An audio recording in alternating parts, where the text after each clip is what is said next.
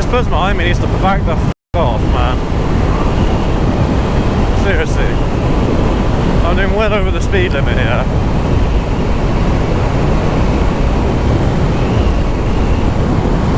Excuse me.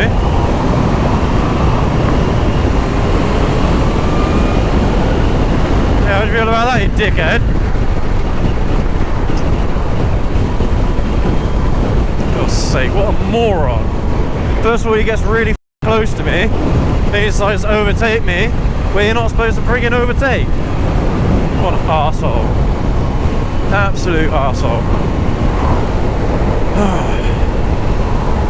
Anyway, guys and girls, as annoying as that little episode was, so I'm actually on my way to visit my brother, and we are going to watch perhaps the most anticipated, the most legendary fight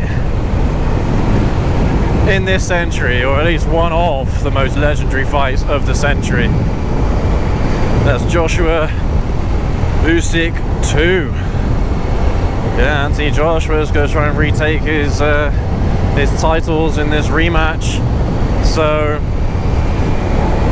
I hope it goes well for him, but I mean, we'll see. Usyk is a phenomenal boxer and arguably pound for pound the best boxer of this generation in two different weight categories, the cruiserweight and of course the heavyweight.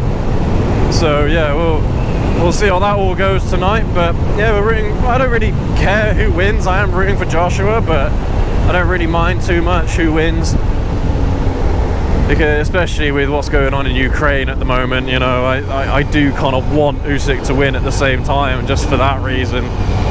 But anyway, I would normally do an intro kind of like with the camera facing me and all that, and with the bike parked up, but I'm in a bit of a rush to make it on time to Bristol. It's about, what is it, about an hour away, and the fight is due to start, I think, around 10 o'clock, maybe 10:30. So yeah, I didn't have enough time, unfortunately, to do a proper intro for you guys. But yeah, today's video is going to be about whether or not forced induction motorcycles make sense. Now this is of course the Kawasaki Z H2, absolutely phenomenal motorcycle and one of the best bikes I have ever ridden. Absolutely love this thing, and it is supercharged. So the supercharger forces air into the cylinders, mix that with a bit of extra fuel, and you get a bigger bang for your buck. Oh, this is the dickhead. Look, there you go. You see, he got stopped right here. What a moron.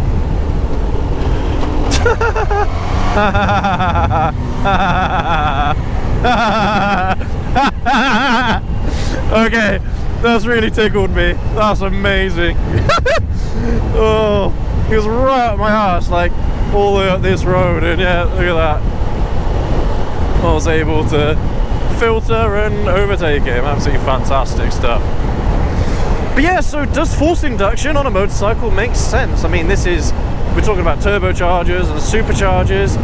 I don't know if there's any other technology that forces more air into the cylinders. I don't know. I think supercharger and turbocharger are the only ones, at least the only ones that they fit on a motorcycle. But let me know down in the comments if there is some magical experimental forced induction system that exists out there for cars or motorcycles or tanks. You know, I've heard of a gas turbine engine on the M1 Abrams, the American tank. So yeah, I don't know.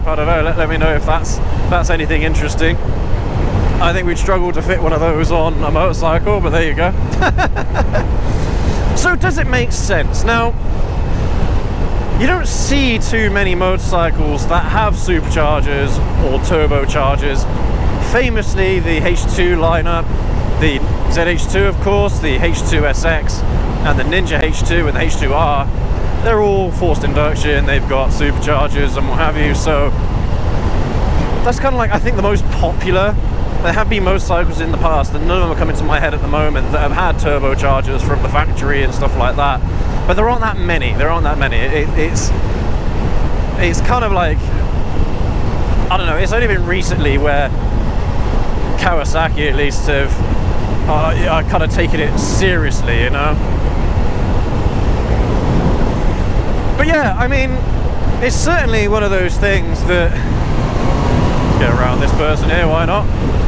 Certainly one of those things that I'm assuming is very, very hard to put on a motorcycle to begin with. I mean, you're already limited with the amount of space that you have to put an engine inside a motorcycle. Then, you know, you're going to try and whack on a supercharger on top of that as well, or a turbocharger. I mean, that's a pretty tough ask, and I bet you Kawasaki spent an absolute fortune on R&D trying to figure out how the supercharger is going to work on the H2 lineup. And yeah, I can only imagine it was a massive task, and somehow they've been able to do it where the bikes are also still affordable. They're not like massively outpriced compared to the competition. I mean, this ZH2 cost me, I think it was £16,500, maybe £17,500. I can't quite remember. The SE model, of course, is over £18,000, but you do get the electronically adjustable suspension as part of that package and an upgraded brake system. But yeah, I mean, so from a price perspective, at least for the H2SX and the ZH2, price is pretty much in line with other 1 litres. You can get cheaper ones like the Gixxer Thau and the Z1000. You know, these are cheaper bikes. The MT10 is a cheaper bike as well. So it kind of begs the question, you know, why would you bother having a supercharger put in a motorcycle if, you know, you have bikes like the Z1000 that are cheaper, you have bikes like the Gixxer Thau that are cheaper, and they're pretty good as well. They produce a load of horsepower, they produce a load of torque, they're pretty fun bikes. That's actually a pretty tough question, because I do at some point want to try out a Gixxer Thau, and I definitely want to try an MT10. I mean, the MT10, if I couldn't get hold of this bike, the MT10 was going to be my second choice. So yeah, I mean, those are bikes that I definitely want to try out. And of course as well, you know, the Super Duke. The Super Duke is just one of those bikes that I'd really love to get my hands on, especially in comparison to the ZH2. I think that'll be a wicked competition between the two to see which one is better. That was a massive caravan park there. Wow. But you get the extra horsepower, you get the extra torque from other nakeds that are the same class as this. I mean, that's the thing. This motorcycle, instead of it being a 1 litre, because it has that supercharger, it kind of like, because of the extra air that's going into the cylinders, you're effectively increasing the displacement artificially. And so, you know, I mean, you could compare this really to a ZZR 1400, which is the other motorcycle that we have that features on our channel regularly. And that is also an amazing motorcycle. And of course the H2SX is supposed to be the spiritual successor to the ZZR 1400, at least that's what Kawasaki want you to believe. I don't necessarily agree with that. I think the ZZR platform is a very, very effective, and it's a good platform, you know. For a motorcycle platform, it works really, really well. I don't think you could ever replace it with a smaller bike. But yeah, I mean, that's kind of what we're looking at instead of that. And yeah, I mean, in that comparison, no, I don't think a supercharger is worth it. If you're looking to replace a motorcycle that has a lot of displacement to begin with, then no, I do not think the supercharger is worth it. But in the case of the ZH2, where, you know, I mean, really, when you're thinking about monster super nakeds, there is only the ZH2 and the Super Duke, really, when you think about it. There aren't any others that produce the amount of horsepower and the amount of torque that these two bikes do. In this instance, I think they make a ton of sense. They really do, and they really work for the platform as well, especially with that shorter wheelbase. The taller seating position, being able to pull wheelies like they were nothing. Really, really effective in this platform, without a doubt, without a doubt. And the funniest thing is that the Z1000, even though it's branded as a 1 litre, it actually has, is it 70 more cc displacement than the ZH2. But of course, because Kawasaki have thrown that supercharger in there, it just makes it a monster. It transforms this motorcycle, it absolutely does. And it's absolutely wicked. I mean, we've done a load of videos on the ZH2, and you guys have to check them out to know exactly what I mean. And if you ever get the opportunity to ride one of these, then definitely give it a go, and then you'll know exactly what I'm talking about. They are insane, they're awesome, they're wonderful, and yeah, I think this is a masterpiece of a motorcycle, especially at the price range that it comes in at. Definitely worth it. I don't know how much a Super Duke costs off the top of my head, but I'm assuming that it's around about the same price point. And yeah, just torque monsters, wheelie monsters, a load of horsepower. It's absolutely fantastic. And I mean, can you imagine if they decide to put a turbocharger on the Super Duke, or a supercharger on the Super Duke? Like, that'll make it the Super Duke. I think that'll be absolutely fantastic if KTM somehow managed to do that. Wow, what an interesting bike that would be. So, I mean, let's talk about sport bikes as well for a second here, because the H2, the Ninja H2, is the supercharged sport bike variant from Kawasaki. And again, I think it makes a load of sense in that platform. Now, 1 litre sport bikes are already pretty expensive. I mean, the new Fireblade is coming in at £18,000 for the base model, and then for the super special model, I don't know, you're looking at 25, 26k, brand new for one of those, which is quite a lot to ask. And again, Kawasaki really pulled this off, because a brand new Ninja H2, I think it costs around about £25,000. I think that's for the base model though, that's not for the, you know, all the bells and whistles, but still, you're getting a supercharged monster of a motorcycle, and like, it's worth it. It's worth it. That's what I'm trying to say. On those platforms, it makes a load of sense as well, because it gives Kawasaki a very obvious bump in performance ahead of the rest of the competition. I mean, you're looking at what, 220, 230 odd horsepower. I can't remember what the torque spec is, but again, 150 newton meters of torque, probably less than that actually.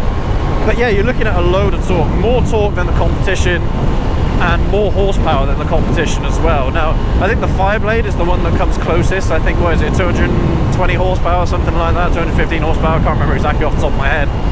But that's the one that comes closest to the Ninja H2, and they're in the same kind of ballpark in terms of price. I mean, yeah, okay, it's a little bit more of the base model, fine, but it's worth it, guys. I think it's absolutely worth it.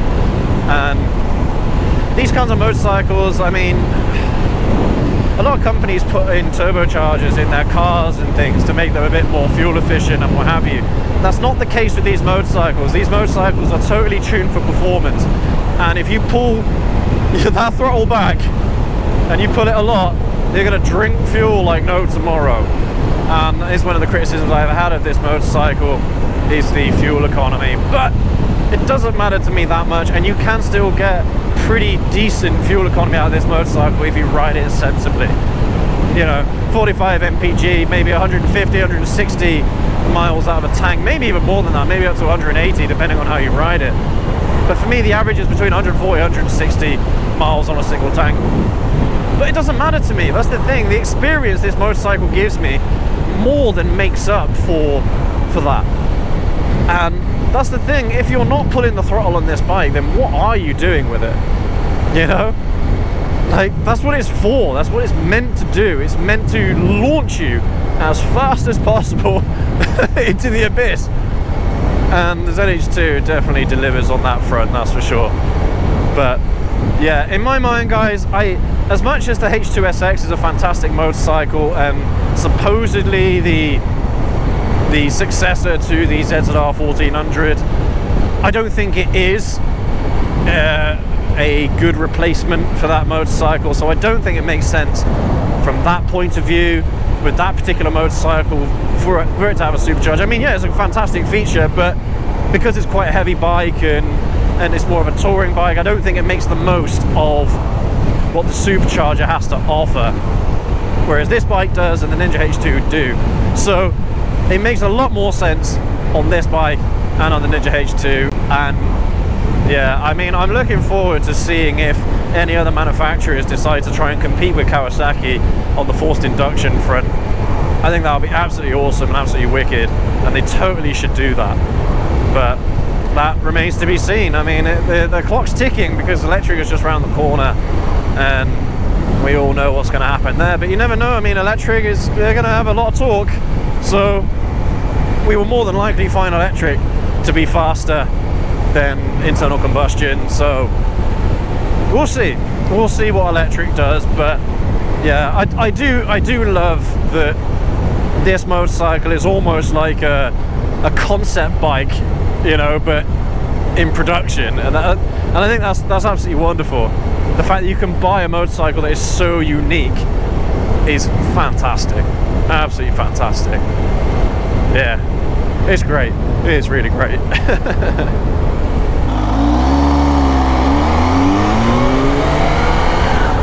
Anyway, guys and gals, thank you ever so much for joining me on this very lovely evening. Hope you've enjoyed the ride out with me today, and definitely let me know your thoughts down in the comments with regard to forced induction motorcycles. I mean, have you ridden a H2 motorcycle, or have you had the opportunity to ride another brand's motorcycle that also had forced induction, either in the form of a supercharger or a turbocharger? Definitely let me know down in the comments if that is a bike that you have experienced in the past, because I'd love to know. And also, you know, would you consider buying forced induction again? With this lineup, with the H2 lineup, you definitely should. But I mean, yeah, let me know your thoughts in the comments as always, guys. I really love to know, you know, kind of like different perspectives on this kind of stuff, because I don't know, like, is it like 50-50, you know? Do some people like it, do some people not like it? Because once you ride one of these, it's like, wow, it blows your mind, man. It really does. And so I heavily recommend anyone to try out a H2 SX, try out a ZH2, and of course, if you do get the opportunity, a Ninja H2 as well, because they will, you know, they'll definitely, like, your chin will drop to the ground once you've had a go on one of these. They're so good. Anyway, guys and gals, it's starting to get pretty dark, and I want to make sure that I get to Bristol on time. So thank you again ever so much for joining me on today's ride. I hope you've enjoyed this video today, and we will catch you all in the next video. Have a good one.